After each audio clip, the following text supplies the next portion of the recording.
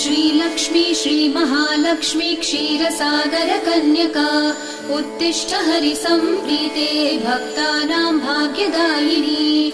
श्रीलक्ष्मी श्रीमहालक्ष्मी क्षीरसागरकन्यका उत्तिष्ठ हरिसम्प्रीते भक्तानां भाग्यदायिनी। उत्तिष्ठोत्तिष्ठ श्रीलक्ष्मी विष्णुवक्षस्थलालये उत्तिष्ठ करुणापूर्णे लोकानां शुभदायिनी।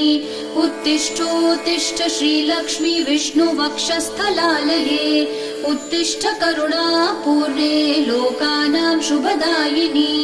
श्रीपद्ममध्यवसिते वरपद्मनेत्रे श्रीपद्महस्तचिरपूजितपद्मपादे श्रीपद्मजातजननी शुभपद्मवक्त्रे श्रीलक्ष्मी भक्तवरदे तव सुप्रभातम्।